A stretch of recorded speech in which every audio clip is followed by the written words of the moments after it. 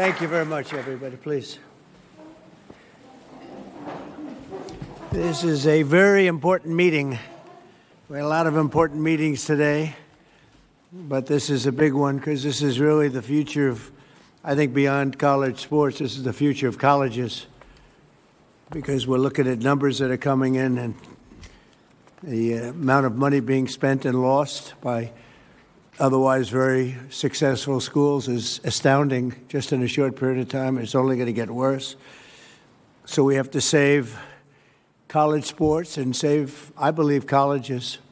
We have to save our Olympic team because so many sports that are in the Olympics will no longer be represented by people that went through college and became competitive, became great at the sport.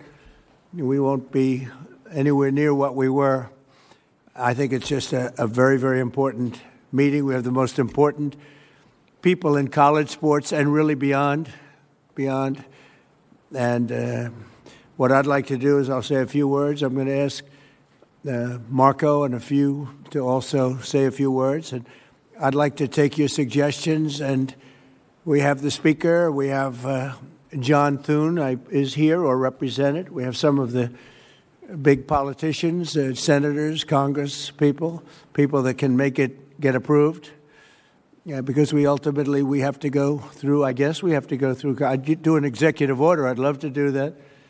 I'll probably do it anyway. We'll do an executive order. We'll see how it works because it would be I have a really nice, simple idea. But we'll go through this process and maybe I think we'll get it through Congress. We have a good chance. I think it'll be very bipartisan. And I just want to thank you all for being here as we stand up for one of America's greatest and most beloved institutions. It's called college athletics, which is true, means so much. I want to thank Secretaries Marco Rubio, Scott Bessent, Doug Burgum, Howard Lutnick, Linda McMahon for being here, and also Speaker of the House Mike Johnson doing a great job, Governor Ron DeSantis, Senators Ted Cruz, Eric Schmidt, Leader Steve Scalise, Representatives Lisa McClain, Jim Jordan, Brett Guthrie, and Lori Trahan. Thank you all for being here. We have some great people. Condoleezza, thank you very much. I see you over there. Great to have you. Great to be with you. A very special welcome to New York Yankees President Randy Levine, friend of mine for a long time. I used to sit with George Steinbrenner in the box. It was one of the most difficult days of my life. I would always be like he liked me, I liked him, but we both liked very few other people. And we had a good time. We won a lot of games, right, Randy? We never lost. We never lost, actually. And a great champion of college athletics, former, as I just said, Secretary of State, a woman who's really respected, Condoleezza Rice. Thank you very much again, Condoleezza.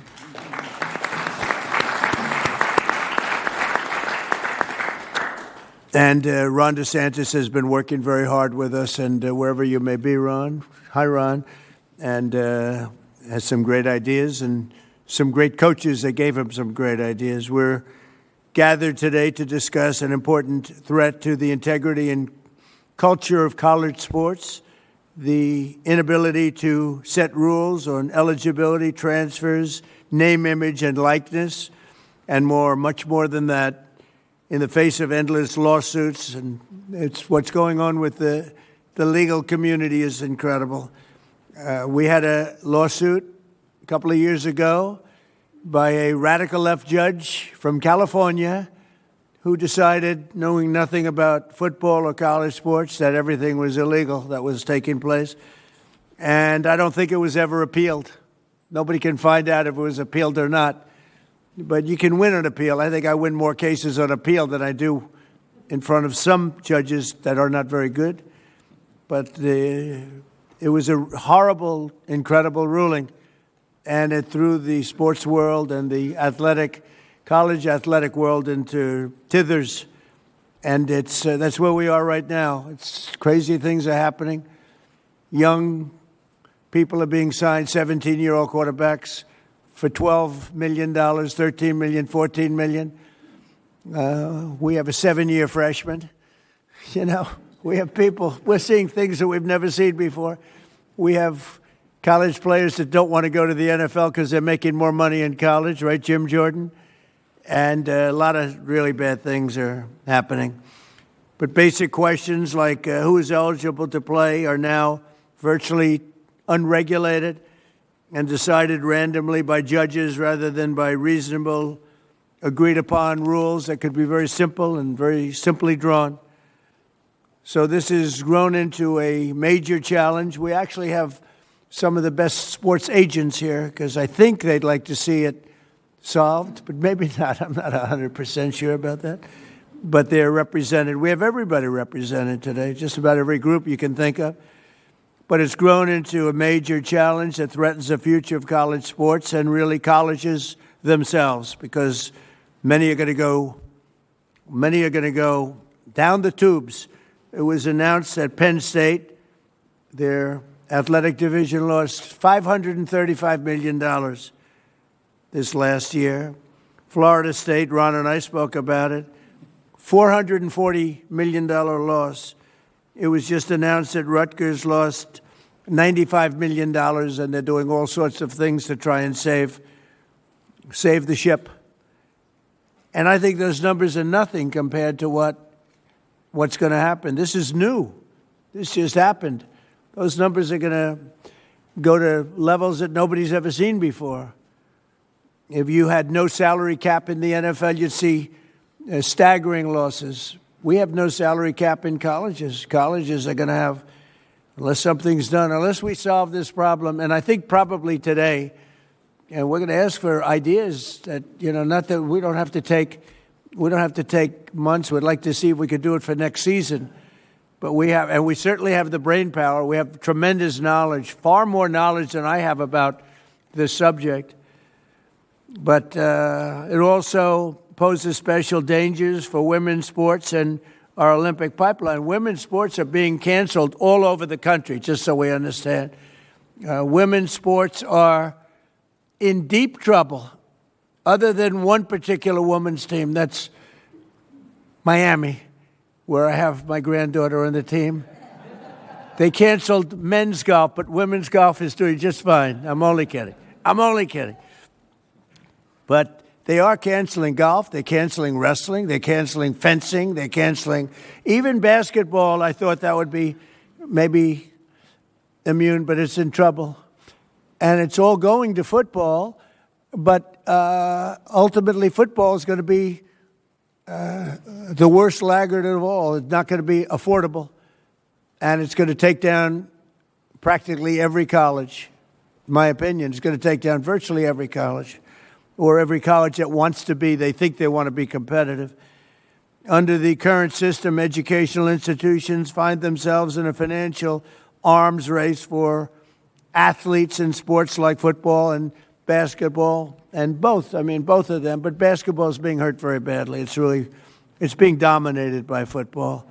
Last July, I signed an executive order to stop destructive pay-for-play schemes that are all over the place and keep college athletics rooted in the traditions that made it great. I thought we had a great system, frankly. I thought we had a system that should have been appealed, and it could have been maybe perfected a little bit. But it took close to 100 years. It was developed over 100 years. And one judge that knew nothing about sports, knew nothing about football, knew nothing about Olympics, knew nothing about anything, just decided everything was unconstitutional. It's crazy.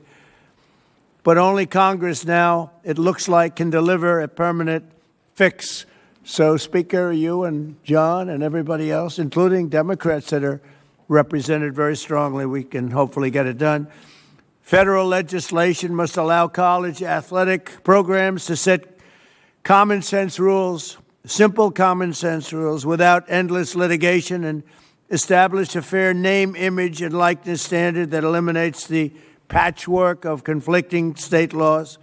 That's the other problem. All of these colleges, they're all in different states, and all the laws are different.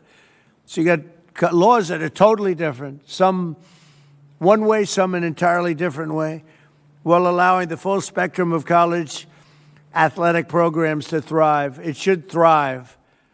If Congress does not take action fast, it could destroy college sports and destroy the colleges that play these sports. They'll be destroyed.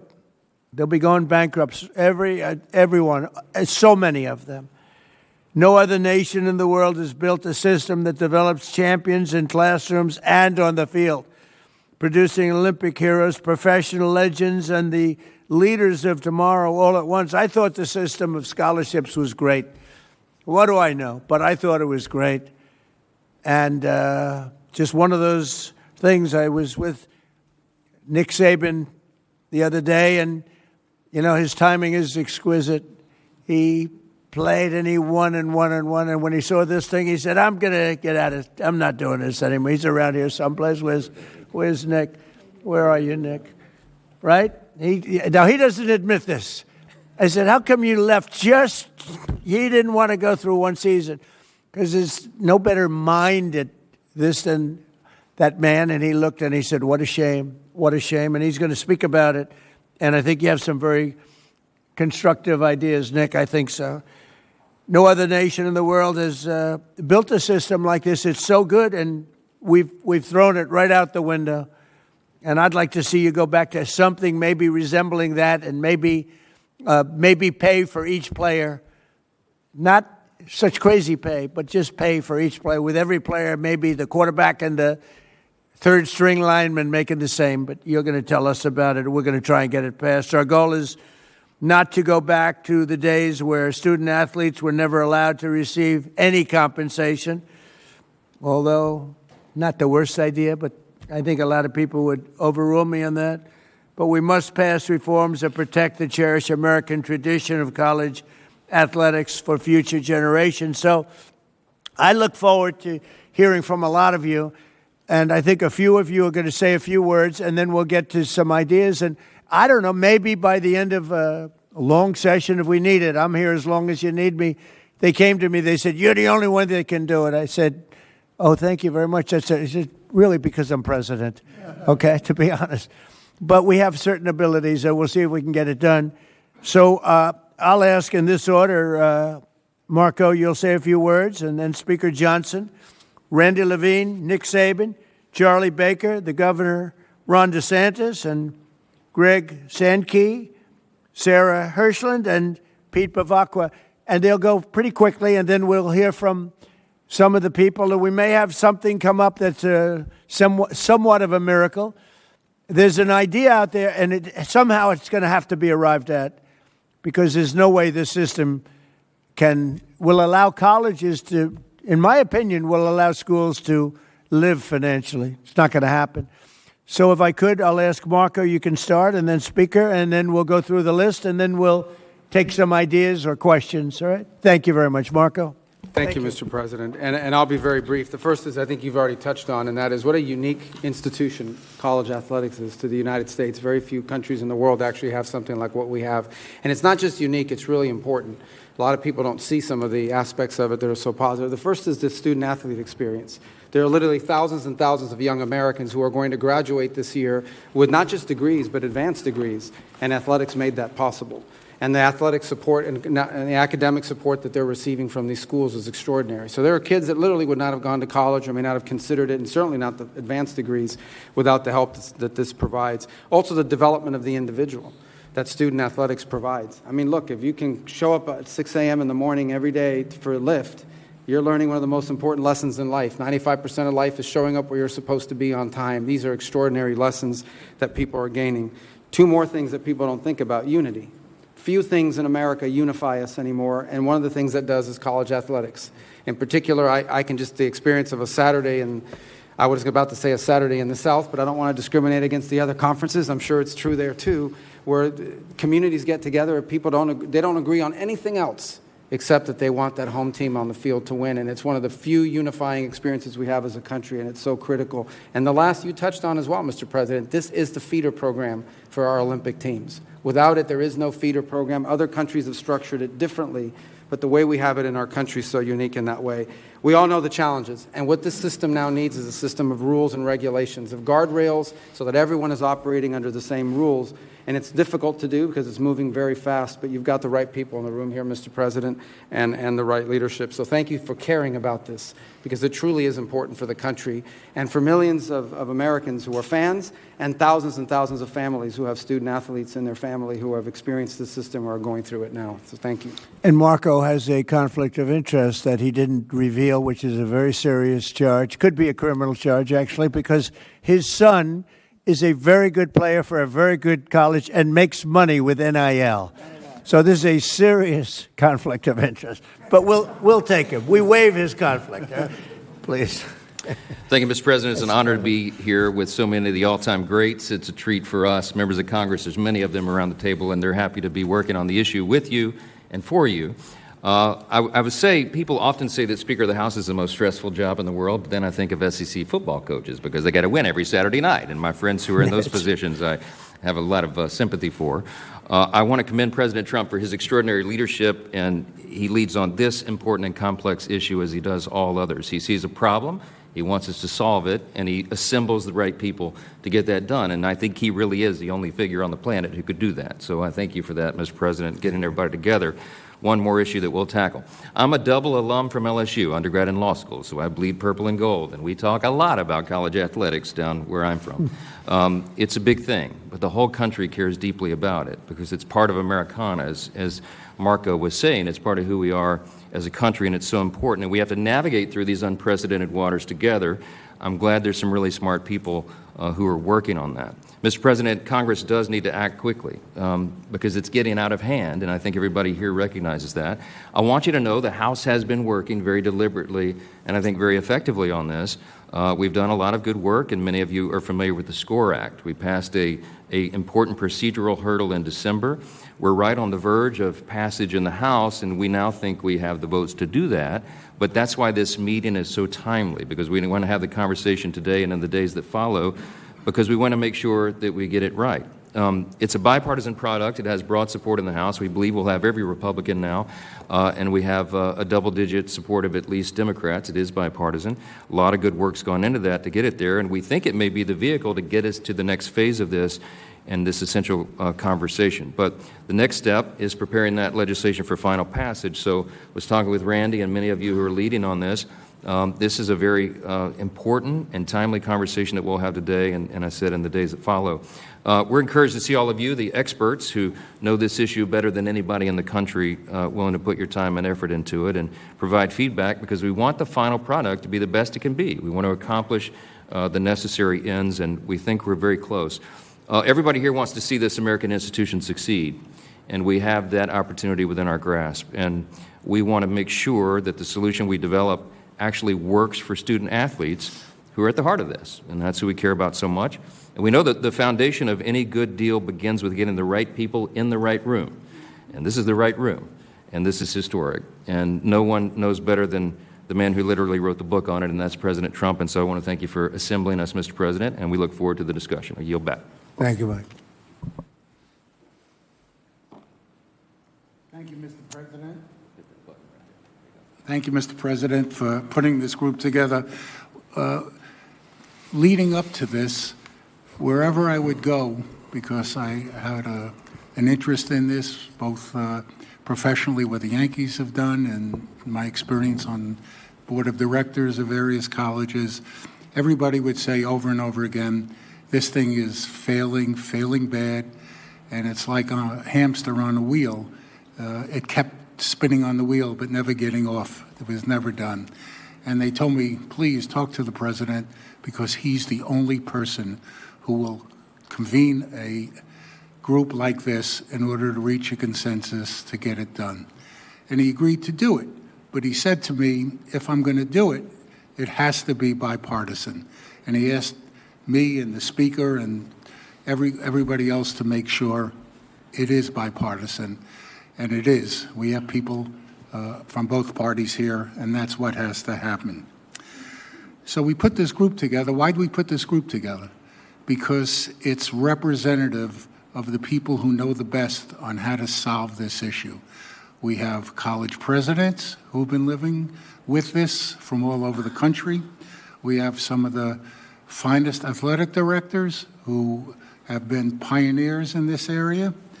We have professional sports executives. Why do we have them in the room? The answer is, as Commissioner Silva would tell you, or Hall of Famer Lou Lamoriello, these issues have been in professional sports for a long time. We have a lot of experience. I negotiated the first revenue sharing agreement in baseball. Caps, revenue sharing, distribution, all of those things are what we live with every single day. So maybe we can share our experience and transport it here as long as it's in the context of college sports. There's one group that is missing, but they won't be missing from the final product, and that's the student athletes themselves. This group, as we move on, you can be assured we'll be talking to the student athletes and all their representatives to make sure their voices is clearly heard. You know, time is of the essence. People have told me they've been to Congress 15, 16, 17 times. One group goes in, the other group goes in, and nothing seems to get done. Time is of the essence. Besides the numbers the president talked about, I heard a story from one of the great professional athletes on the Yankees, one of our great players yesterday. And he went to a great university, and he said to me, "Thank you for doing this, because every day I got asked for more money for NILs, every single day."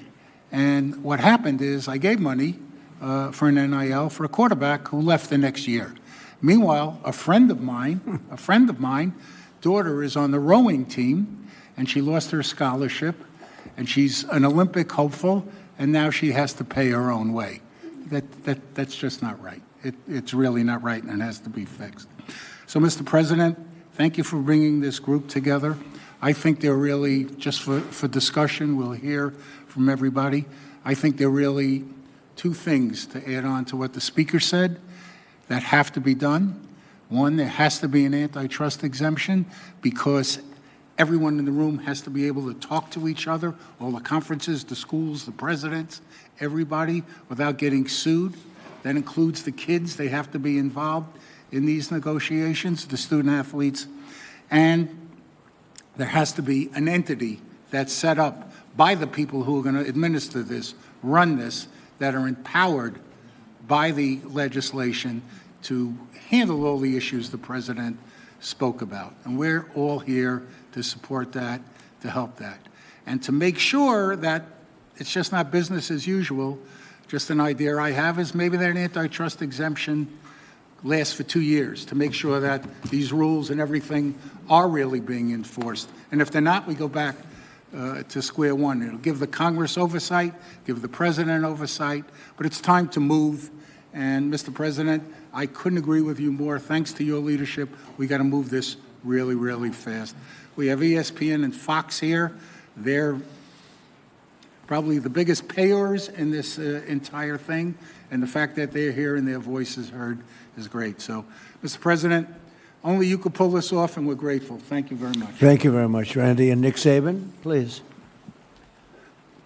Thank you, Mr. President, for the chance and the opportunity to be here to speak with you today, but I just want everybody to know that I'm just a football coach. I spent my life when we had the ball trying to get a first down, when they had the ball trying to get off the field on third down. So this is an unlikely position for me to be in to speak to such a distinguished group of people. Thank you.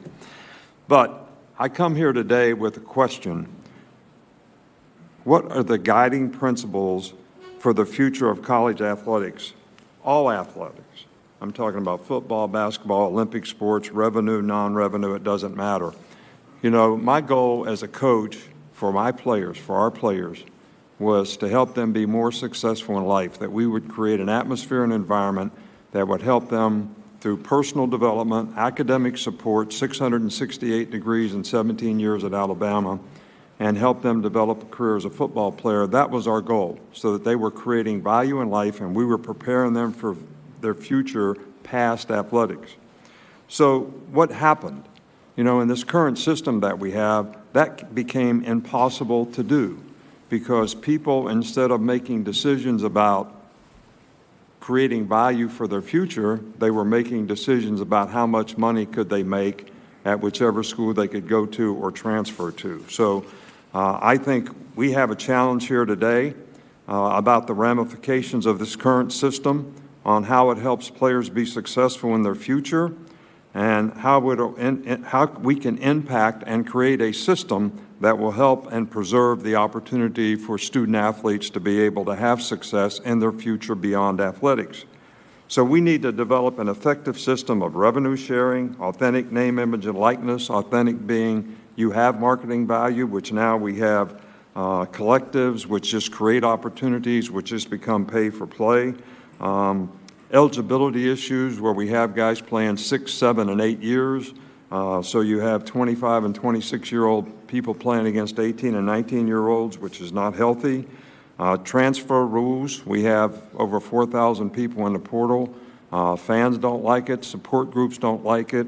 It's not really healthy for players in graduation to transfer several times in your career. You really put yourself in a pickle in terms of your ability to graduate. So I think we need to come up with a system, and we obviously have to do it with the president's leadership and also with Congress probably, whether it's antitrust legislation or whatever it is, to allow student athletes in all sports, including women's and Olympic sports, to enhance their quality of life while going to college, but still provide opportunity to advance themselves beyond their athletic career, which is what the philosophy of college athletics and getting a college education has always been about. And how much does anybody talk about getting an education anymore? Nobody talks about it at all, which is the most important thing any of these student athletes can do in terms of enhancing their future. So thank you very much. Thank you very much, Nick. Charlie Baker? Well, thank you very much, Mr. President. I especially want to thank you for putting me in the lineup after the most legendary college football coach of all time.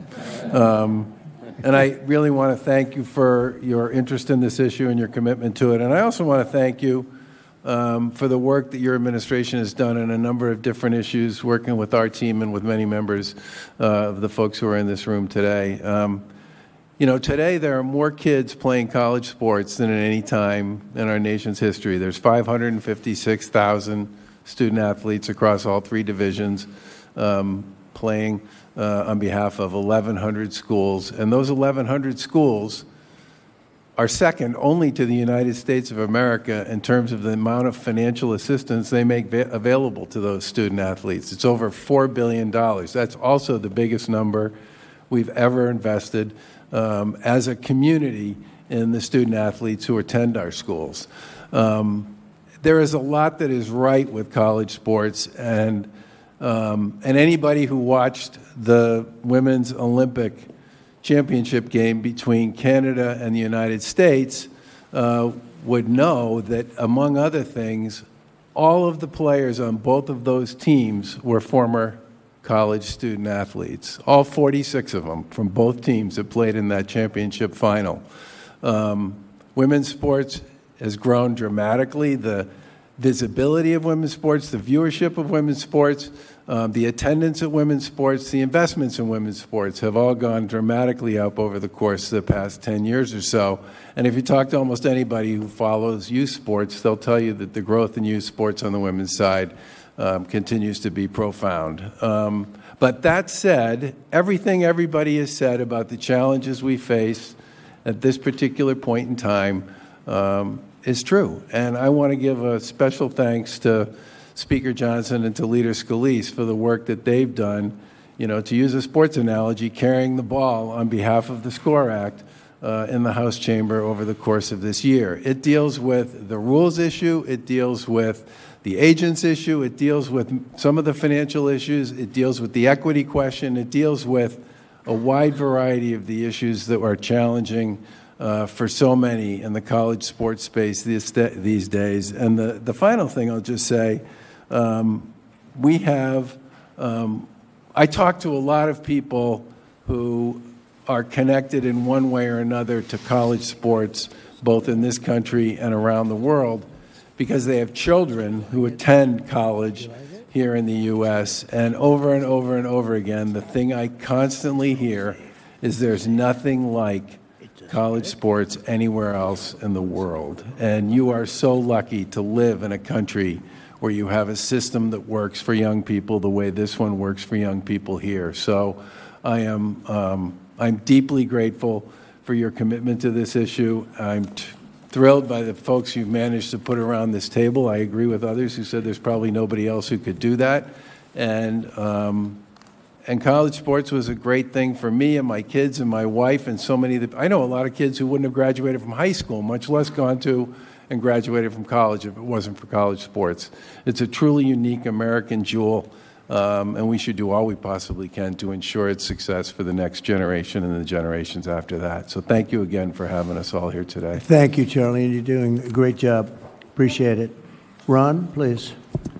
Well, thank you, Mr. President, for doing this. I mean, you have pedaled to the metal on so many different issues, from national security to border to energy, and you're not taking the pedal off any of that, and you could be forgiven to say college sports is important, but your plate's full, and you just added it to all the other things that you're doing, and I thank you for that because this would not get done without your leadership. No one else could get this group together. No one else could work with Congress to be able to do it.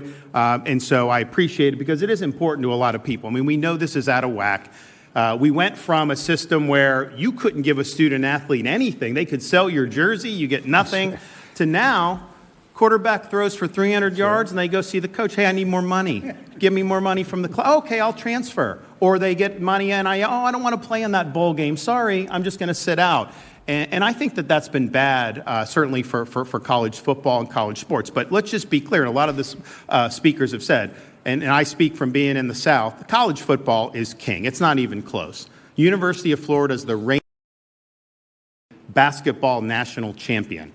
The football team, I think they won 4 games. So guess what? Are the fans happy being the NCAA? Not really. They're mad because football didn't do good. And football has been able to generate so much money over the years that it's subsidized a lot of the other programs, a lot of these non-revenue sports. People have had more and more opportunities. Well, now, with the collectives and how much it's costing football, the costs are going up dramatically, and it is threatening these other sports. And, look, yes, being able to produce Olympians, being able to do that, I think it's really important. But 99% of Division I athletes are not going to make a living at it, and they're not going to play in the Olympics. And I speak as somebody, I was the baseball captain at Yale. Like, if we had NIL there, I probably wasn't going to get a lucrative NIL deal. That's fine. I get it.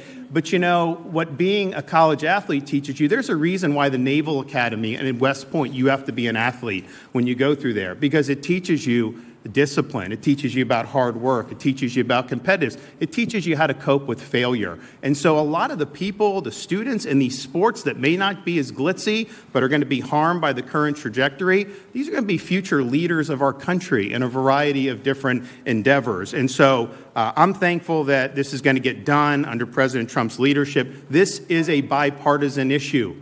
We are so division on all this different stuff. There is no partisanship about this. We all want our universities and the athletics to succeed. A lot of the speakers have talked about the issues of eligibility. I mean, how do you have there till you're like 25, 18 to 25, and you're still playing? How do you play in the NBA G League and then come back and play in college? How do you get to transfer all these different things? We know those need to be addressed. And obviously, the compensation with NIL. I signed one of the first NIL bills. But that was like, if they're making money off you, you get. Now they're doing like perpetual negotiations, even more than pro athletes can do. So I'm confident this is the group to do it. This is the president to do it. And there's going to be a lot of people in our country that are going to be happy when this problem is fixed. Thank you, sir. Thank you, Ron, very much. Very much. Greg? Thank you, Mr. President. Thank you for convening this group. And I also think it's important to point out you've been to Tuscaloosa a few times for great football games, a couple national championships, and I think the power of your presence around college sports is an important factor in this conversation. I had a knock on the door of my residence hall in 1983 by my baseball coach. I was a bad catcher at Laterno College. That's why I'm here today, because he taught me some lessons that had I not been in that situation, I never would have learned. I've spent 2 of the last 3 weeks with our student athlete leadership councils, and I asked them, what would you say in a room like this that people need to hear, and that there were two things that they wanted me to communicate.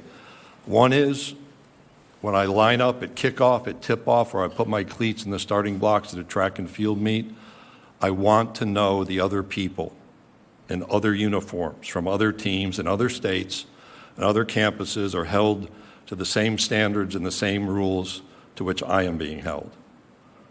They also want to know that they're being supported from a physical and a mental well-being standpoint. Part of that is their concerns about sports gambling and the pressures that are emerging upon them. I think the themes that have been communicated here, rather than go through my notes, are worth restating. This is a bipartisan, I would argue a nonpartisan issue. This is a circumstance where among the four conferences, the ACC, Big 12, Big 10, and SEC, over $2.3 billion was spent in FY24 to support Olympic sports. And in Paris, 219 U.S. medalists went through the college sports system, 89 of those being gold medalists. In college sports, we move young people from adolescence to adulthood through education, through becoming part of a community, which they otherwise would have not experienced, and the opportunity to build a legacy. In the current environment, each of those elements is interrupted. Transferring 4 or 5, I have a basketball player in my league on a 6th campus, does not provide educational achievement opportunities like we should demand. Being part of a community when you transfer that much doesn't happen, and building a legacy is overrun by the next name, image, and likeness opportunity. I appreciate what's been done in the House and the SCORE Act. Speaker Johnson, I once lived in Natchitoches, Louisiana, a place you represent. Leader Scalise, your work, I know Congressman Roy has been part of those conversations and others in this room, and it is bipartisan, but we need to bring more people in, and we have work to accomplish in the Senate. We cannot go on longer in this circumstance, and this is not about revenue. This is about structures and national standards for eligibility, for transfers, for medical care and mental wellness care, for transparency and accountability around name, image, and likeness activity. We'll fracture more if we fail to act. That's why the appreciation, Mr. President, for the gathering is most sincere, because I want to see our women's sports thrive. In the Southeastern Conference, we currently have 10 national championships. 2/3 of those are in women's sports. We didn't achieve that mountaintop in football this year. We'll keep working on that. We want our Olympians to go through our pools and our track and fields and our volleyball courts. And we want young men who aspire to be in the NBA or the NFL to be educated, to mature, and to grow as they seek that achievement. We ought to be focused on making college sports great yet again, and I look forward to being a part of this conversation moving forward. Thank you, Greg, very much. Sarah Hirschland, please. Thank you. Good afternoon, everyone. Let me start by saying thank you, President Trump and your whole administration, for your continued support of both Team USA and the Olympic and Paralympic Games. I'm proud to be here today to represent Team USA, and I will say it is no surprise to anyone in this room that we are the greatest sporting nation in the world. Team USA is the most successful team in history, with more Olympic medals than any other nation. One of our competitive advantages is the education-based sports system our country has embraced for more than a century. America's colleges and universities built a world-class athletic system that develops the whole athlete, academically and competitively. This system is the envy of the world, as we heard Charlie say. It has also been the backbone of Team USA for generations. The results speak for themselves. You heard Greg reference some, and I'll just expand. The athletes from just the Paris Games represented 231 different college institutions and 71 conferences. 90 different schools were represented by our medalists from just the Paris Games alone. This success does not happen by accident. It is directly impacted by the broad-based, sustained investment in sport on campus. You've heard that referenced. This is not something we can take for granted. To say that our country should be grateful to colleges and universities and their athletic programs is an understatement. And while the United States has topped the gold medal table in 8 of the last 10 summer games, I am here to tell you the margin is narrowing. Around the world, nations are investing aggressively in sport, building centralized training systems, expanding funding, and prioritizing athlete development in new ways. That growing global competition comes at a moment when U.S. colleges must increase their investments in football to stay competitive. The economic pressures are unsustainable. We've heard this several times, and we know that Olympic sport budgets inevitably rise to the top as the first to be cut. And in some cases, women's sport, but it's also men's sport, may be eliminated. We must keep our eye on both. We know what happens when those investments are reduced or disappear. It hinders the future pipeline of Team USA, but frankly, it threatens the future health of sport in our country.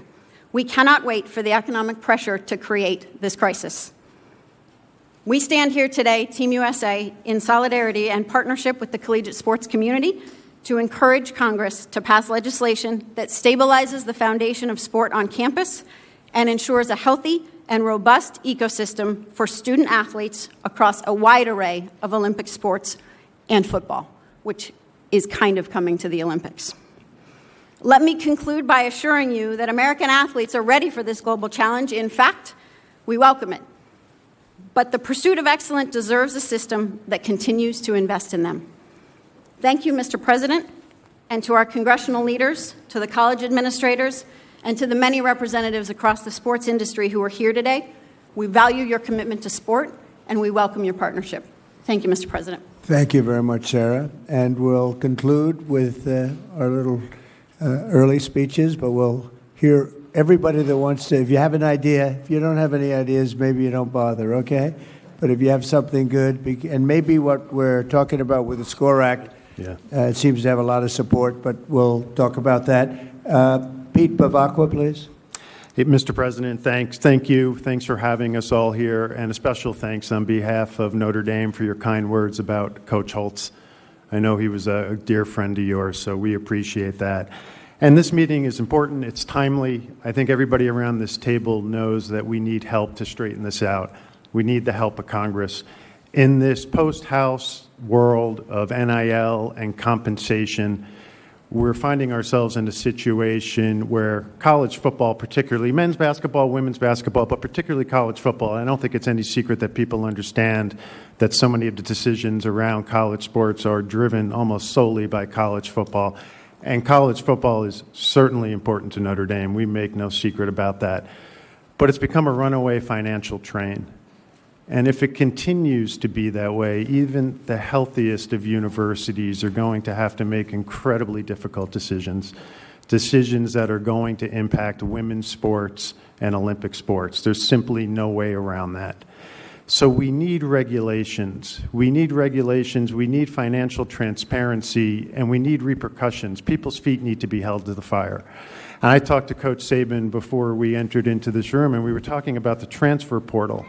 And Greg mentioned it as well, but when you have young men and women going to 3 schools in 3 years, 4 schools in 4 years, the student athlete, and they're student athletes, they're not just athletes, and we're forgetting the academic part, we're forgetting the student part.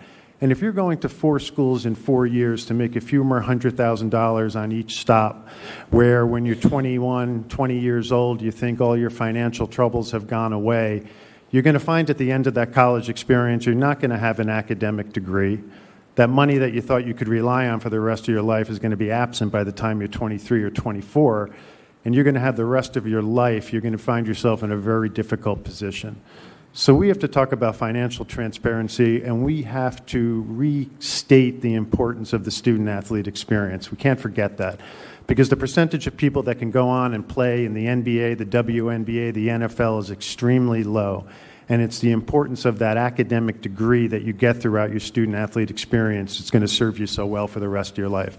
And quite frankly, I think if we can agree on regulations with real repercussions, and we go down the road of a free market enterprise where college football continues to be a runaway train financially, I think there's got to be a commitment that if you're going to spend X on college football and Y on men's basketball and Z on women's basketball, you should be required to pay some sort of percentage of that to reinvest into your own Olympic movement within your universities.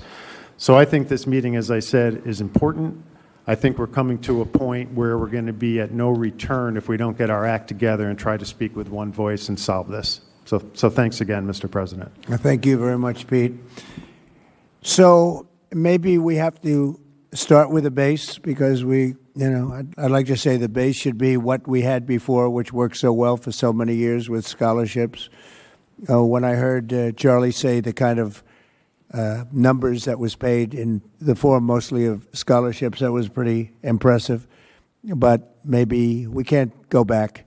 Maybe we have to go forward. And what's happened is sitting here with Jim and some of the people that are talking about the SCORE Act, maybe that should be the base, and maybe we should work off that. But if anybody has any ideas, I'm just noticing all of the divisions, all of the people that have supported it, including the NCAA, the 31 Division I conferences, 23 Division II, 22 Division III, all HBCU conferences. I mean, a lot of, and a lot more than that. So maybe that can be a base. That's the SCORE Act, which I know it's been, Mike has worked on it long and hard. We have a great guy, Jim Jordan, right here. He was a great athlete. He was virtually undefeated in college wrestling, virtually. I don't know. There was probably one bad night, I think, Jim, right? But he was some great athlete, some great wrestler, and that sport is being, torn apart by what's happening right here. Well, it sure helped when you came last year, Mr. President. Sure helped when you were at the NCAA championship last year. Right. If we could go and if somebody would have some suggestions. Mike, do you like the idea of using this as a base and we work off the base, or would you like to start from ground zero? Well, I think I speak on behalf of the legislators around the table that worked really hard on the SCORE Act and many who have been involved and brought their ideas to the table. Our fear is that if we begin from scratch, I think everyone around the table understands this could take a long, long time. A lot of the debate and discussion and deliberation has gone into this. I got this one-page summary I'm happy to pass around. I assume most people around the table know the basic parameters of the bill and where we are. But the idea would be that if there are, Randy and I were speaking earlier before we went into the Oval Office, there may be some ideas to enhance it or make it better. We want to have the best possible product. I mean, maybe, Mr. President, I think that's a good suggestion. We begin from that. For lack of a better idea, if anyone has a better base that we should begin with, we're open to it. But I'm looking at some of my chairmen of the committees of jurisdiction, and everybody's worked really hard on this. And our majority leaders down at the end of the table, Steve Scalise, has kind of helped quarterback this, pun intended, to get it through the process. And if you have specific questions about specific points or parts of that legislation, we're happy to answer that. But maybe that's part of the discussion. Maybe we could, maybe the question is not a rhetorical one, but a question for all of you. Does anyone have any big concern about what is currently on the table in the SCORE Act or have ideas on how to improve it? Would anybody oppose, I mean, most of you have studied the SCORE Act more so than I have. Would anybody feel strongly opposed to starting with the base of the SCORE Act, which has gone through a lot? You would oppose it? Go ahead. Well, first, I'm Lori Trahan. I represent Massachusetts and appreciate being invited to this today. And I'm really happy to hear you talk about women's sports in particular. I played Division I volleyball at Georgetown. That's changed my life. And so really have spent a lot of time on college sports. And I think I'm the only Democratic legislator in the room. I'm not going to pretend to speak for all of them, but I do think we want to solve college sports as much as everyone here. I think one of the issues that we had with the SCORE Act, I look at this as we've got some revenue issues and governance issues. The SCORE Act, in its codifying the House settlement, really hurts women in Olympic sports. We've already seen a number of programs cut across the country.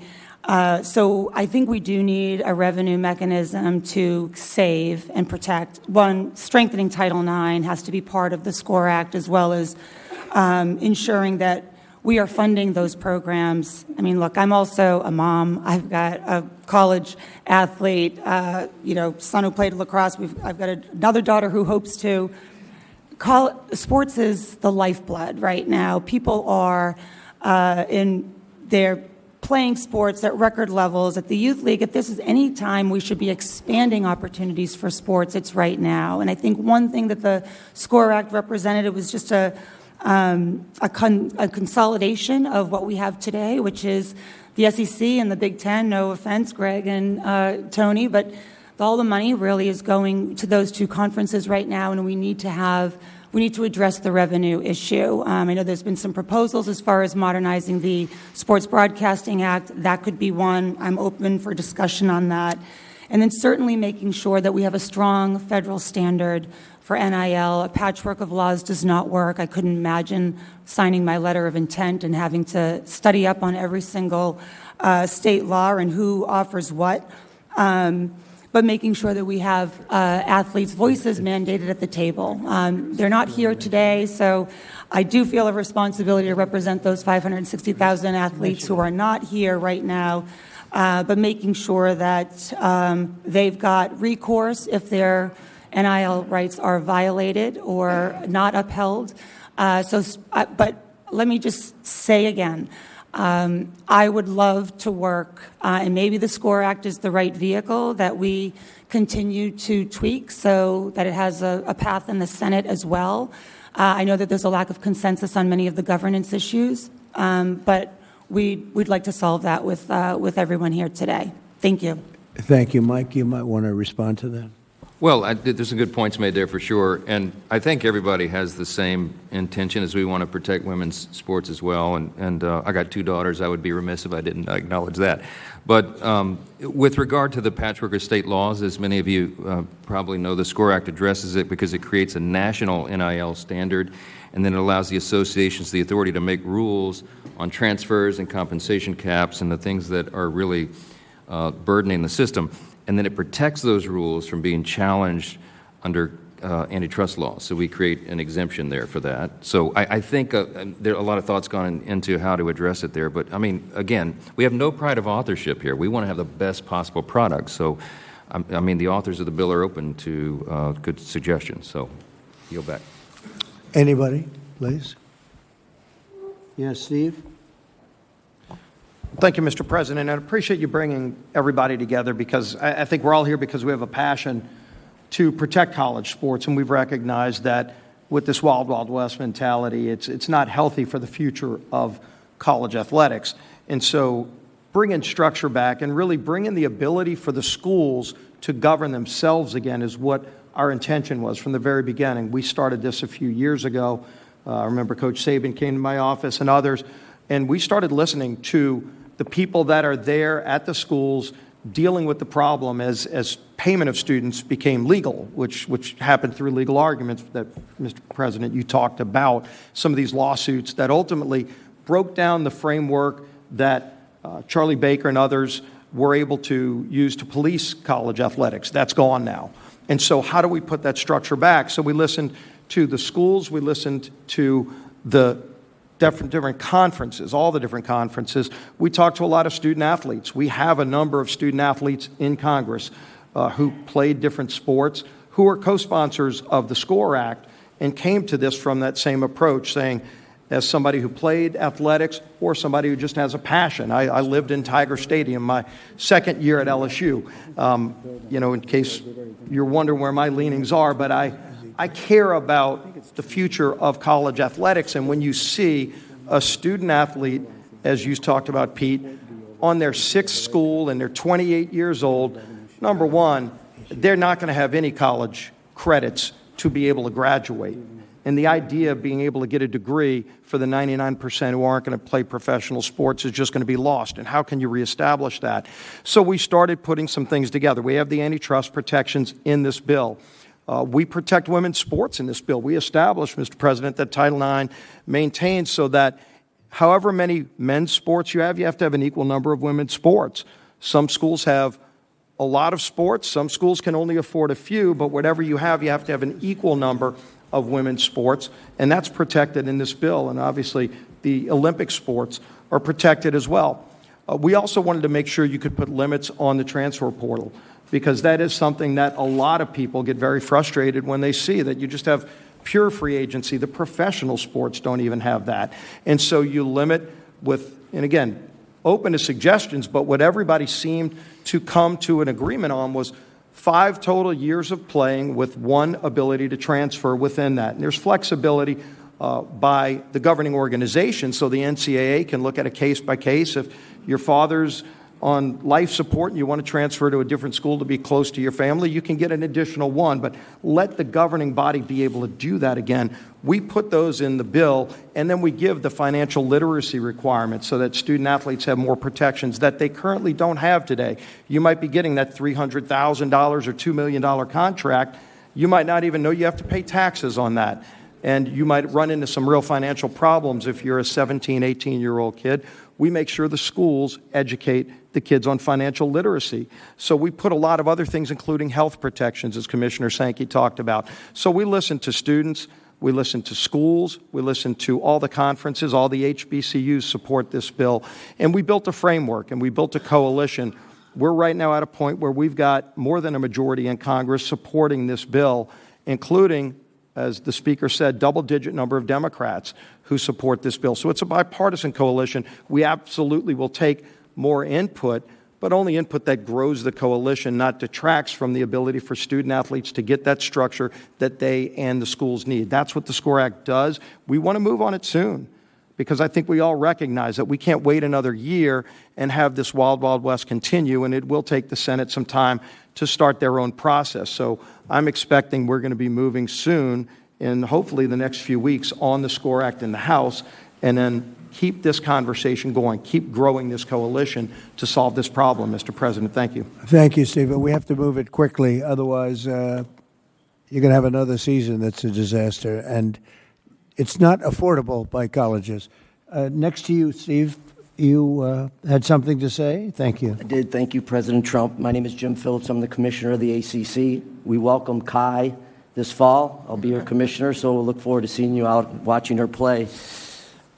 I went on a college campus 30-some years ago and never left until I became commissioner. And I will tell you, we need your help.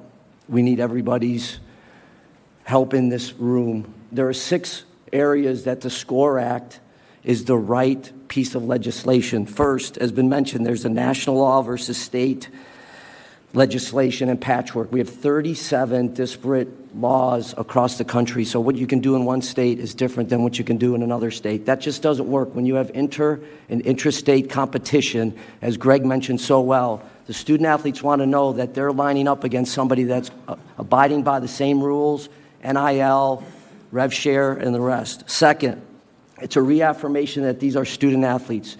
Not one of the commissioners in this room has had a student athlete come up to them and say, we would like to be an employee. They're smart enough to understand what that means. Third, limited liability protection. The lawsuits are killing us. They're absolutely crushing college sports. If you don't like a rule, you just go to the local judge, and the local judge deems you eligible. Fourth, degree completion.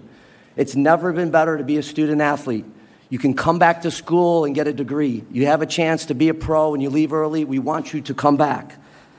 Fifth, medical care. The medical care is as good as I've ever seen in my 30 years, ever. And it's mental health as well as physical health and well-being. Finally, the codification of the House case. And I heard the mention of hurting women's sports. I will say in the ACC, similar to the SEC, Big 12 and Big 10, we have added 942 new scholarships because of the House case. 56% in the ACC of those scholarships have gone to women's sports. So the House case has not hurt women's sports. It has not. And the idea that we can sustain this is just not, has been expressed, is just not feasible. So we need your help. We thank you for taking your time and assembling this crew, and we look forward to working together. So the concept of what we're doing with your great experience is a pretty good start. Yeah. If you could pass that around, would be great. This is a summary of the SCORE Act, which I think people should see. So you like what we're doing? Very good. Yeah, it sounds it. Yes, sir. Good. Thank you very much. Please.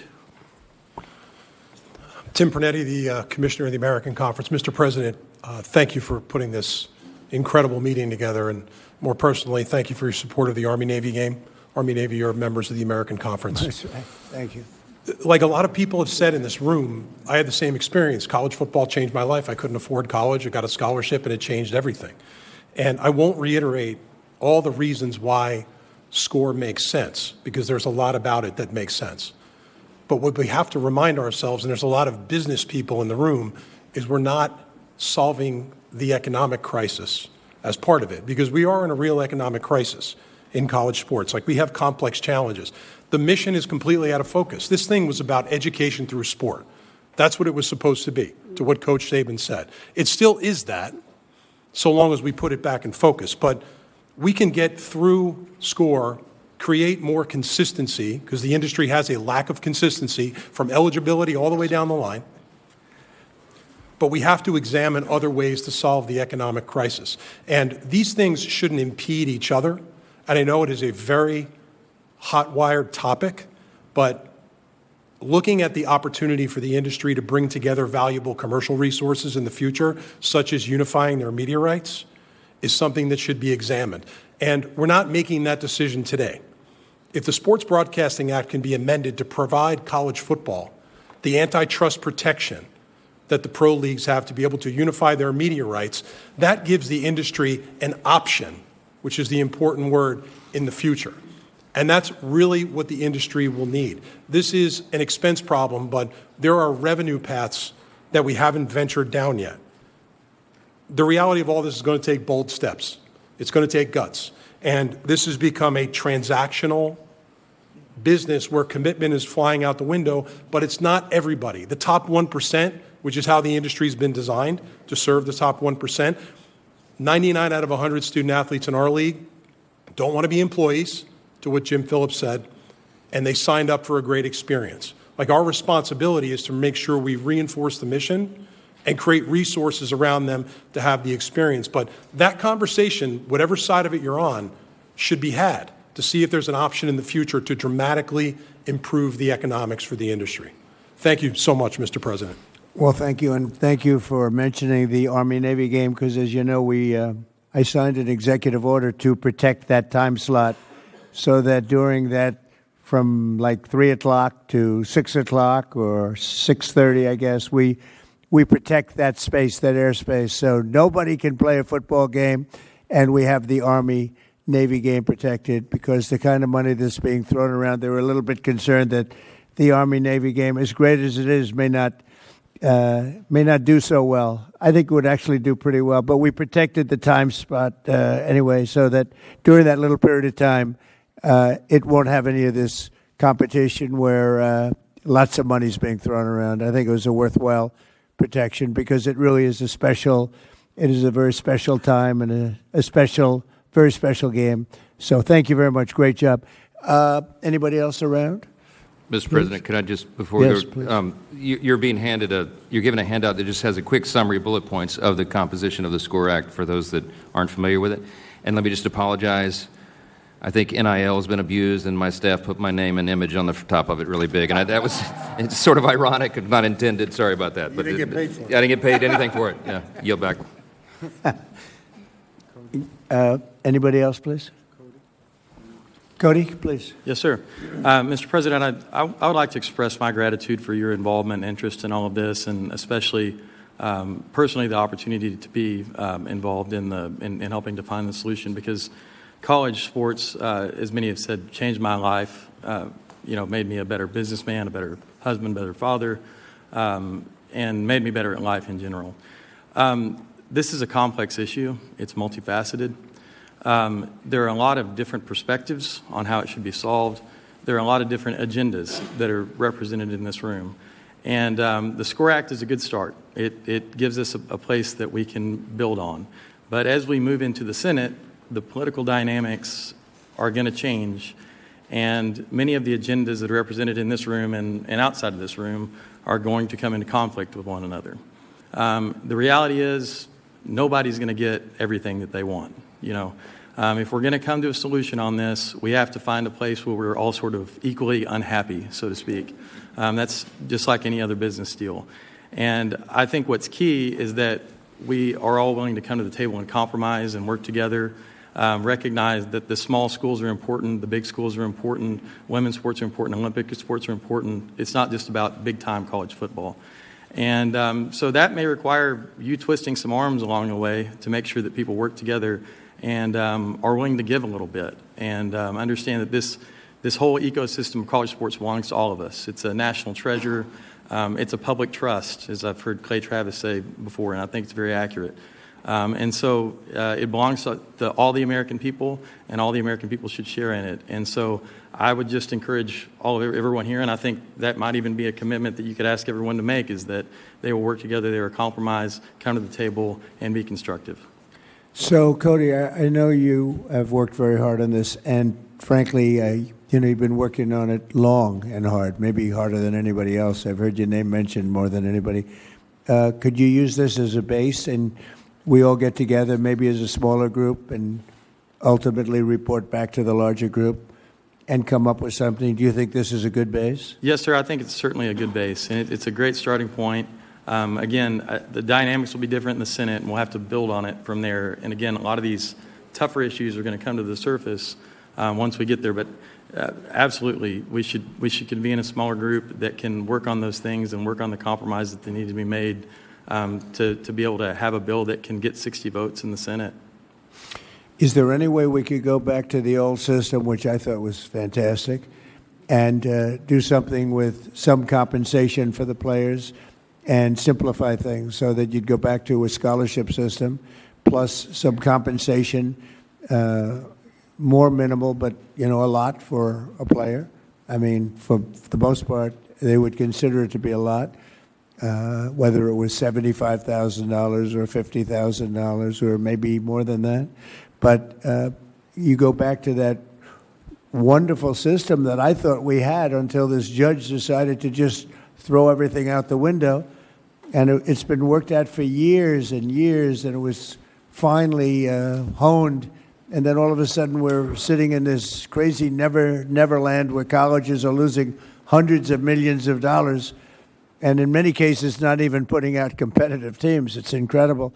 Is there any way that can work? Coach, we were together, and you had some pretty strong ideas. How would you feel about that?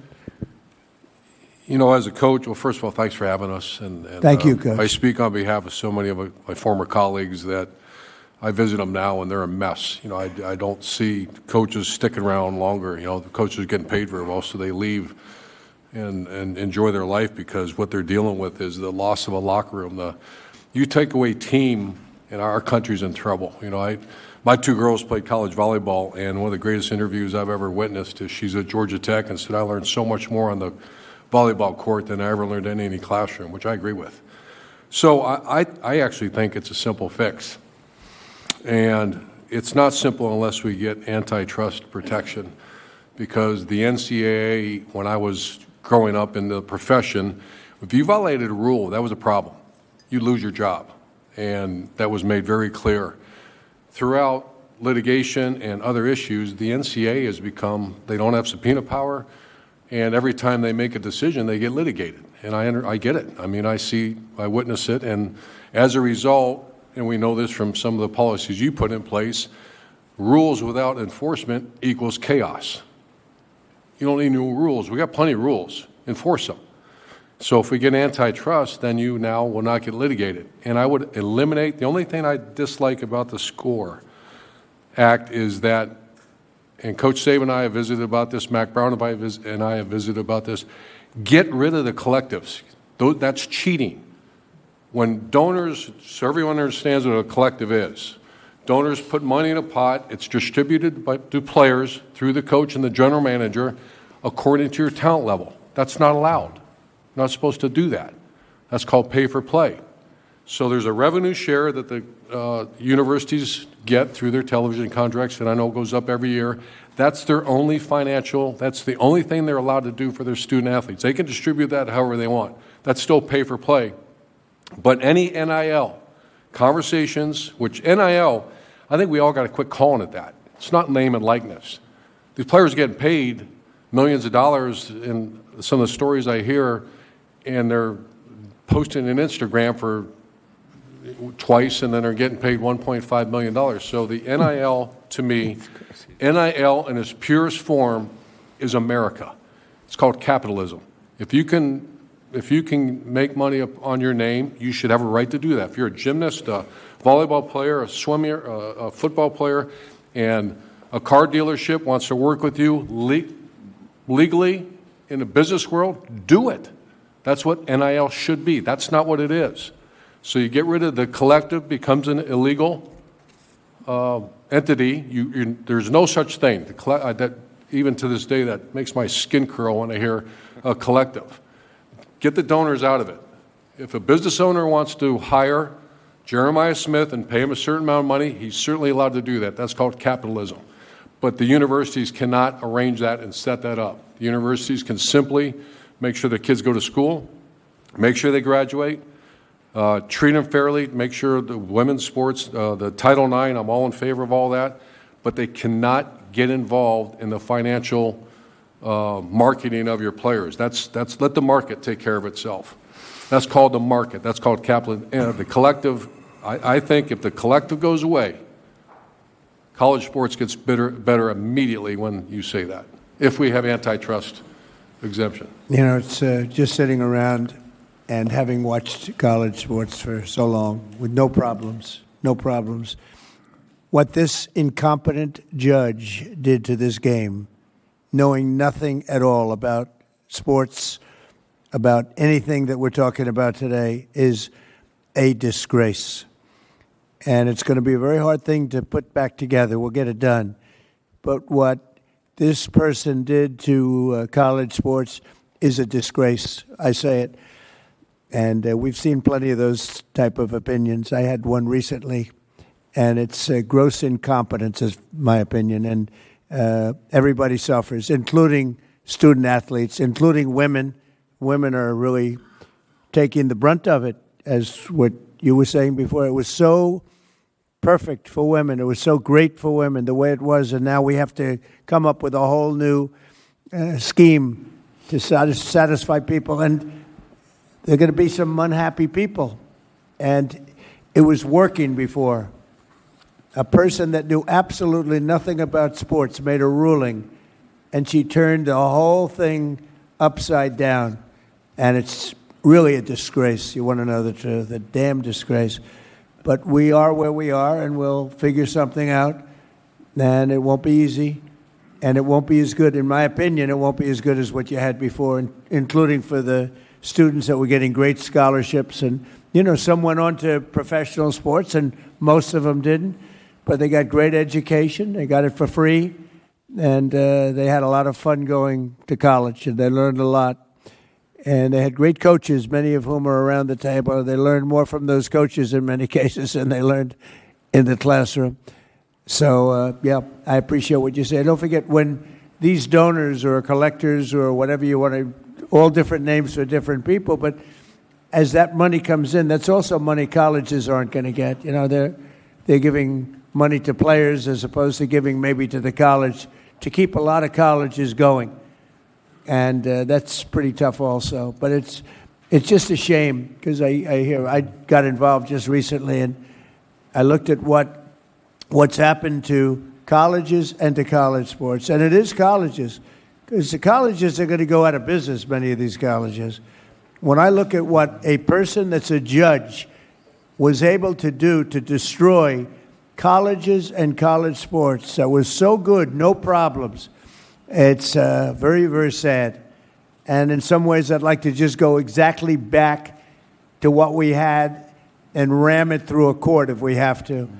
because I'm not sure you're ever going to come up with a system that's comparable to what you had. And, you know, in life, you like to get better, not worse. You like to go forward, not backward. No matter what you come up with, you've gone backward, a long way backward in many cases. Mr. President? Yeah, please. Mr. President? Hi, Ted.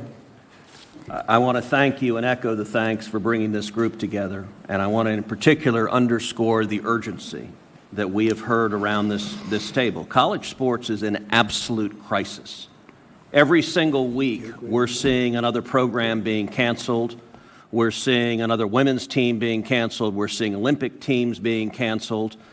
And the current chaos, if Congress doesn't act, we are very quickly going to be in a world of 30 to 50 college football teams that are basically a mini NFL, and the Division II and Division III schools are going to be left behind, and the millions of college athletes who right now scholarships provide an avenue for them to get an education that they never would have had, that'll go away. And that would be an absolute travesty if we let that happen.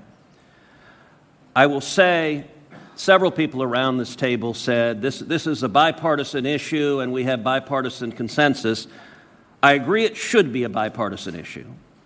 But it's worth speaking realistically. The challenge is simple. You asked about the SCORE Act. I think the SCORE Act has many good elements. I think it is a very good first step. But the challenge is for this to be passed into law and put on your desk, we need 60 votes in the Senate, which means we need at least 7 Senate Democrats. Right now, there are 0 Senate Democrats who support the SCORE Act. I've spent the last 3 years negotiating with Senate Democrats on this issue. And I will say for some time we have been, to use a football analogy, at the 2-yard line, but not able to push. And there are interest groups on the left, in particular trial lawyers and unions, that have resulted in Democrat senators that are actively lobbying against the SCORE Act and don't want to see legislation passed. And so my hope, there are a lot of people around this table who care desperately about college sports. My hope is that you speak out to Democrat senators and urge them, let's come together and solve this together. And I think part of a solution needs to be on the cost side, and I think part of the solution should be discussing and looking at the revenue side. I think both of those are important parts of a solution. There are a number of Senate Democrats who care about this but have not quite gotten to the point of getting to yes. That's the single biggest challenge, and I think the collective voices around this table adding to the urgency that if we wait another year, if we wait another 2 years, the programs in your state are going away and the students in your state are losing their scholarships, and it would be an absolute travesty if we let that happen. Mr. President.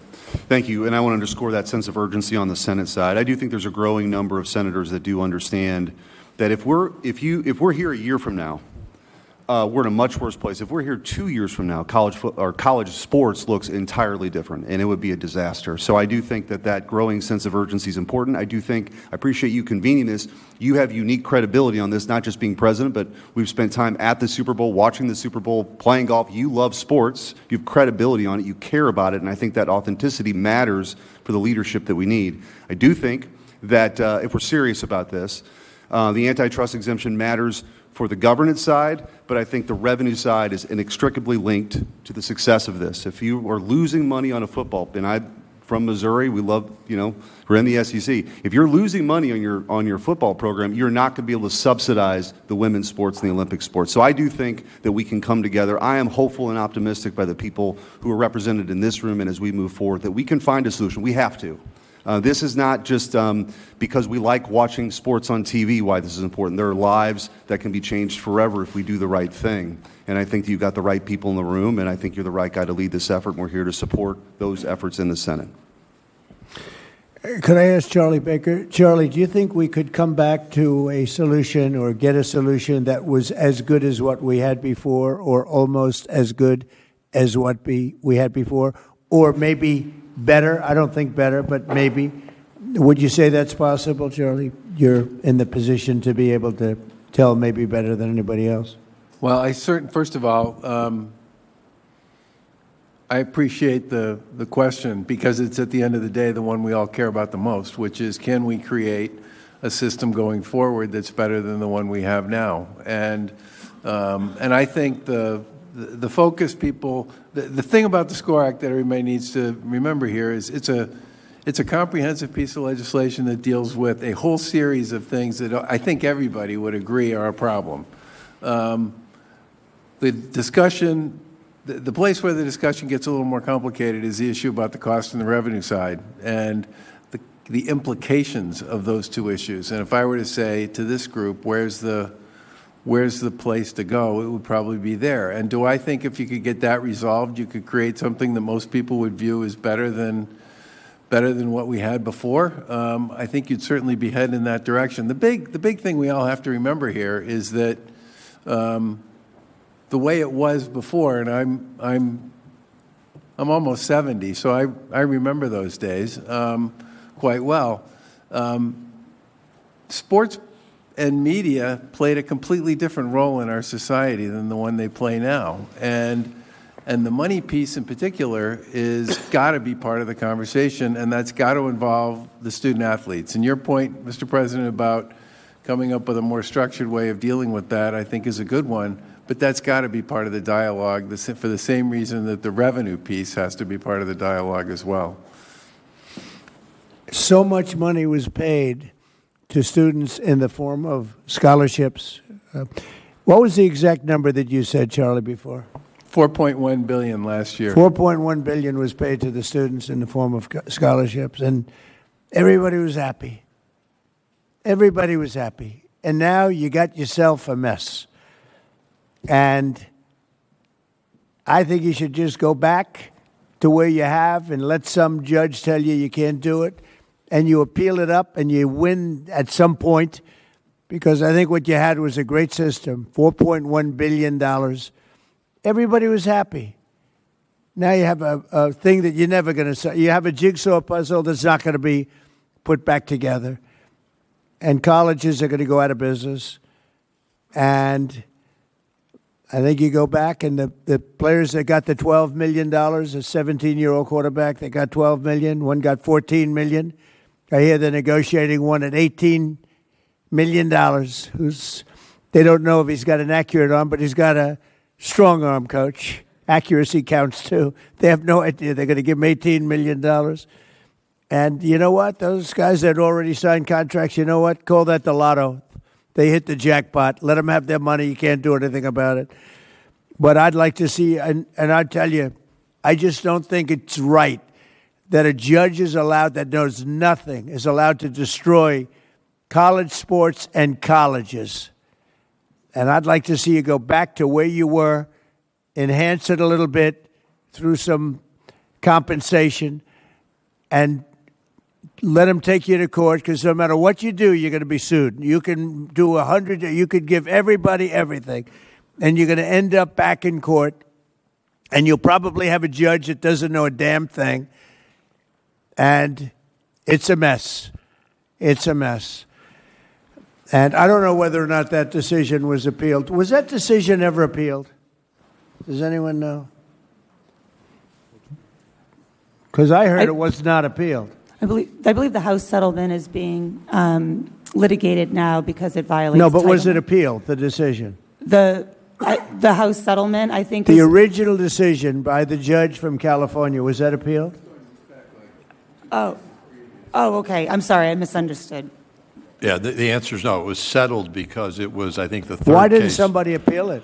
The prior case, which is Alston versus the NCAA, was appealed to the Supreme Court, and the Supreme Court found 9-0 against the college position to defend the old system. So that's, I think the answer is the antitrust piece is the inherent problem in trying to create caps and limits. That's it. So the Supreme Court was responsible for this?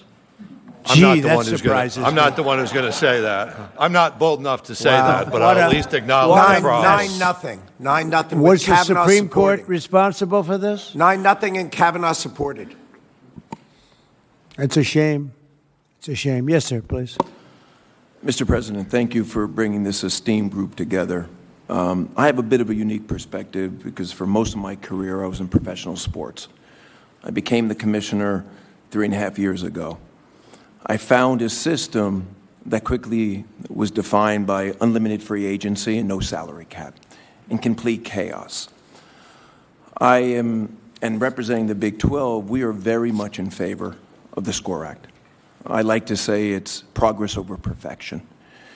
And it provides, no different than what Commissioner Phillips said, the core principles of what we need to move this thing forward. One thing that we didn't discuss so far today was athlete protection rights, which is obviously part of the SCORE Act. And there's a component there about regulating sports agents that we need to really look at. Now, I know we have some agents in the room, and I have a lot of respect for that industry. But right now, they are taking full advantage of our student athletes. Usually in the NBA or the NFL, it's a 3 to 4, maybe 5% commission. In some cases, they're charging over 20. We talked about the portal. Most agents are pushing our student athletes into the portal, and the recent numbers show that over 40% don't even find a home once they get into the portal. And because they're being pushed into the portal, and Mr. Sankey said it earlier, they're losing credits towards their degrees. So we have a problem on our hands, obviously, and I don't believe in perfection. I do believe in progress, and I think the SCORE Act is a great first step for us to move forward. And on behalf of the Big 12 Conference, we are all in favor of it, and we'd like to see a sense of urgency. We need something done soon, because if not, our university is going to suffer, our student athletes will suffer, and we need help. So we appreciate you bringing us together today. Well, it's an honor to do it. I just hate to see what you're going through. I hate to see what's happening to our country, essentially, because this is our country. This is the youth of our country, and it's a terrible thing that's happening because, these crazy payments that are being made colleges are not going to be able to help themselves. Just like the NFL owners would not be able to help themselves if they didn't have a cap. But you have a much bigger problem than a cap. And you have a complexity problem. And you have a problem where women are being thrown out of sports, like at levels never seen before. And you're going to have other things that come up that nobody's even thinking about right now. And you're not going to be able to solve these problems. You're just not going to be able to solve these problems. Ted said something before that the Democrats, I think Eric was alluding to it, but you have a lot of Democrats in the Senate that I hear are opposed to almost anything. So if you do, and I have to deal with these people all the time, okay? You saw them the other night. They wouldn't stand up for a soldier that was a great hero and got the Congressional Medal of Honor. They sat there. They wouldn't stand up. They wouldn't even smile. They wouldn't clap. For a woman that lost her daughter whose throat was slashed, they wouldn't stand up. They sat and they didn't stand up. They didn't do anything. And we have to deal with these people. But, Ted, you said that there are 7 Democrats that will not vote yes. Eric, you know the situation better than almost anybody in the room, except maybe me. I have to deal with it even more than you. But, if you've got all these hardline Democrats that want to see everything fail, it's a problem. You know for a fact these people would vote no? What we need at least 7 who will get to yes, because that's how we get to 60. Right. Right now, the SCORE Act has 0. Yeah. So I'm glad the House is moving it, and they've got some Democrats in the House. That's beneficial, and I think when the House passes it, that momentum is helpful. And there are a number of Senate Democrats. I mean, I've spent literally thousands of hours negotiating with my Democrat colleagues, and there are a number who want to address it, but it is their political leadership that is telling them to stop. And so what has got to happen is the folks in each of the states need to say to your elected Democrats, if you don't act, we're going to lose what is so extraordinary about college sports. And it needs to be something that is in the middle that's a compromise. Ted, you've already lost it. You've already lost it. Colleges are losing $400-500 million. And they haven't even started yet. So you've already lost it in the true sense. And you've lost something else. It's like, it's ugly what's happened to sports in college. Before it was beautiful. It was a beautiful thing. And now it's very ugly. It's become very ugly. And I think you're right. You're going to have people that will never vote for anything, no matter what you agree. You could agree to everything that's perfect, and they will never vote. And I'm not doing this I'm doing this as a practical person. No matter what you agree to, you have people in the Senate and in the House that will never vote for it, even if it's good for our country, even if it's great for the player, great for the college, and great for our country. And they will still vote no. Because they're cuckoo. They've got problems. Maybe it's problems at home, Cody, but they have problems. So that gives us problems. And I think what I'm going to do is I'm going to sit down with some of the people in this room, like Urban, like Coach, a very fine coach, Nick, who won a lot. He won a lot. How many? 6 national championships? You could have done better. You had a couple of games. Did you win 7? What did you, 6? 7. 7. All right, so I think he qualifies, right? But I'd like to sit down with some of the very talented people in this room, and we'll pick them out. If you'd like to volunteer. And I'd like to sign an executive order that I'll write myself based on common sense, and it'll be something that people will be sort of happy about. Some will be sort of happy. Others will be sort of happy. And maybe that's a good thing. There'll be a few people that won't like anything. But I'd like to write an executive order based on some of the very great talent in this room. And we will be sued, and we'll go before a court. And maybe we'll have a judge that's realistic, reasonable, and wants to do a favor for the country, because that's the only way this is going to be solved. So I'm going to sit down, and I'm going to write an executive order based on many of the statements made today, many of the statements I've been hearing over the last year about what a disaster this is for colleges, for the players, for the families, ruining everything. And we're going to do a very well thought out executive order. A lot of you are going to be involved in that. All of you, anybody that would like to, just let me know. And that'll be placed before the courts. And hopefully a judge who's a real judge, a compassionate judge, and a judge with common sense will get it approved. And maybe it won't. And maybe it won't hold up. Maybe they'll say you can't do an executive order, in which case you say, welcome to the court system of this country, which has gone totally out of control. And maybe not. But that's the only way you're going to get this done.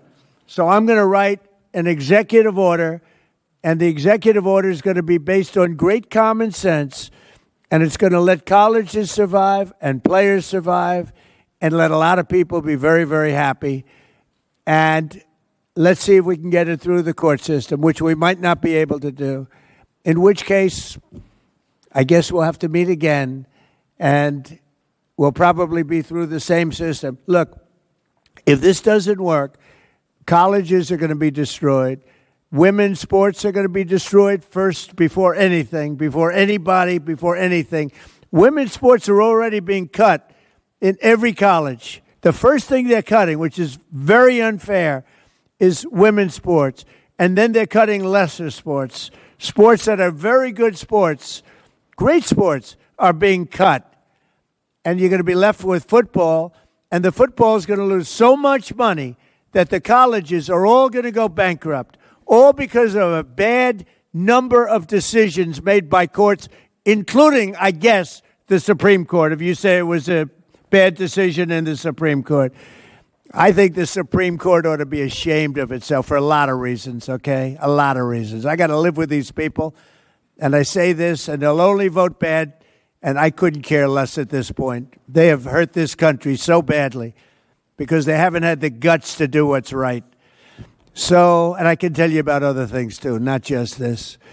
So we're going to do an executive order, and I think it's going to be an executive order that the people in this room and the students and the colleges will be proud of.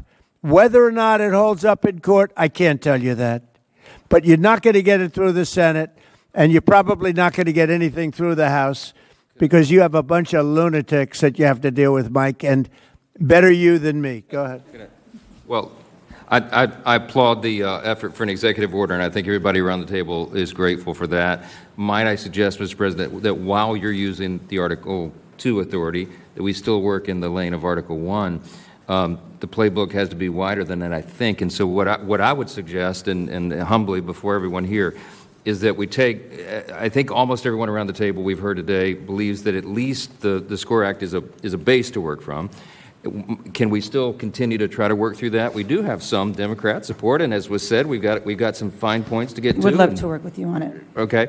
And what I think is, and what I was hopeful for, is that the leaders around this table, representing such a broad array of interests and groups around the country and both parties, that the influence, collective influence of I hate the word collective, Coach Meyer, I'm sorry, I keep saying but the influence of all the people around this table could help us get some of those critical, Democrat votes in the Senate. And I don't think we should or could abandon that effort. We try it. I'm an optimist. I think you go both ways. Yes. Let me do an executive order. You go ahead and play games with these people. Okay. Okay? We'll give it the quarterback effort. Give it a shot. Okay. And maybe the fact that we do the one helps you get the votes in the other. Okay? Right. Does that sound okay, Randy? Yeah, I think so. And I think at the end of the day, Mr. President, as you've heard here, we need an antitrust exemption. And the only people who can do it are the Congress. And I heard from all the senators and the representatives. And I agree the SCORE Act is a start. But with your leadership, I really do believe we can move the ball. I have ideas. Brilliant people here have ideas where we can add on it. And based on my conversations with Democrats, I think they want to do this. I think the Congresswoman said that, and I think that there's a way to do this. And your executive order, again, showing leadership, stepping out, is good, but I think we go on both Don't paths. forget, the executive order can then be put before Congress, and Congress can vote on it, change it a little bit, vote on it. But I'm looking to do it straight and let Congress go a different path. And, you may get a judge that understands what's happening, and you may get some very good opinions coming out of a very smart judge who will be beloved all over our country, as opposed to hated and disrespected. So that's it. So, Randy, could I ask you to do the following? Either a sampling of them or get everybody in some form. Come up with a proposal, play with the SCORE Act or do something different than the SCORE Act, but maybe you use the SCORE Act as a base. I separately will get some of the people in this room, and we're going to do a really good executive order. And maybe Jim will put that executive order in front of the Senate and the House. And who knows, maybe we get a vote, and maybe we don't. But I'm talking about not even going before the Senate and the House, just having an executive order where we'll be sued and we'll go before the courts, and here we go again. But I think at the same time, you go down a separate track. Is that all right? Okay? Is that okay? Good. Other than that, we've had a great time. Can I? The press will take one or two questions, please.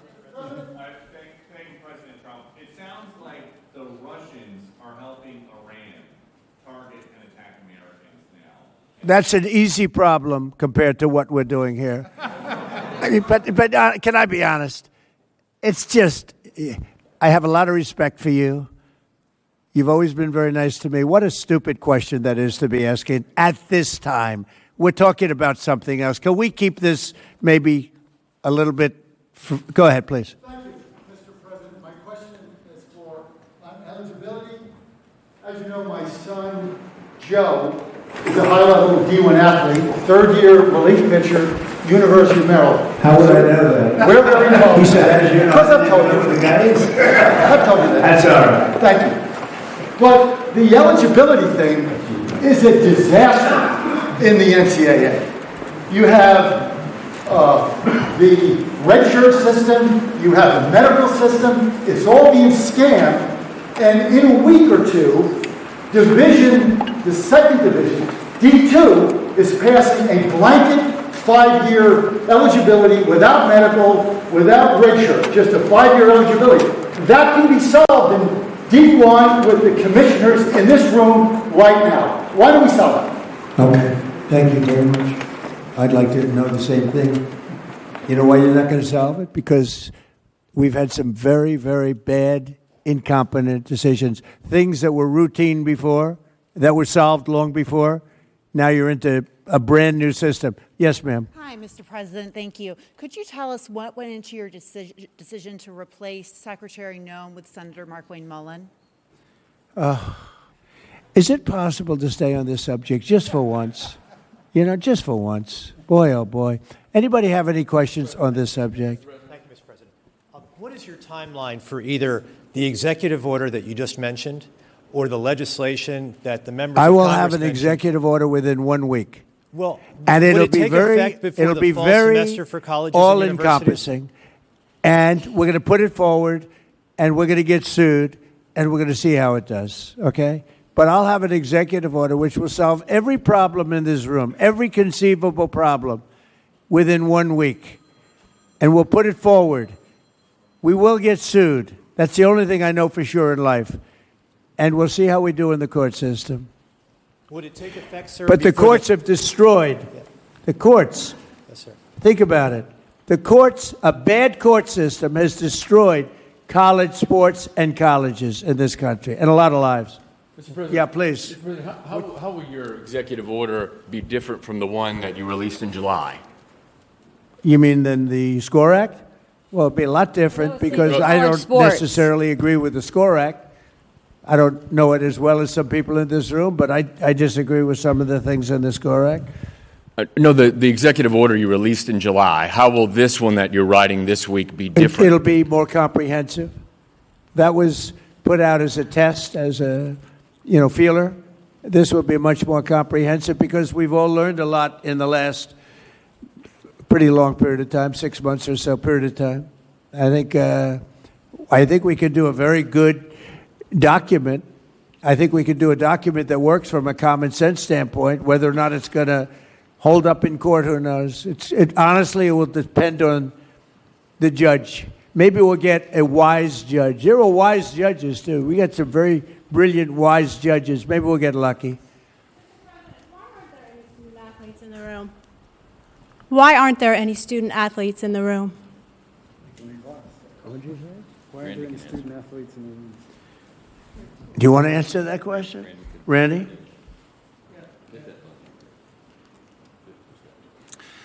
We've made it clear, and I thought I said it before, that we have agents here.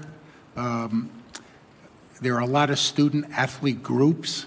There's a limited room here, and after this meeting, we intend to talk to all of the interested student-athlete groups to get their input, because this can't be done without them. But at the end of the day, we had to kick this off and start it. This is the beginning. This isn't the end. I've talked to a lot of people who represent student-athletes, and there are certain interest groups that I'm sure would have liked to be here, but they'll have their opportunity. They're very well represented. You know why?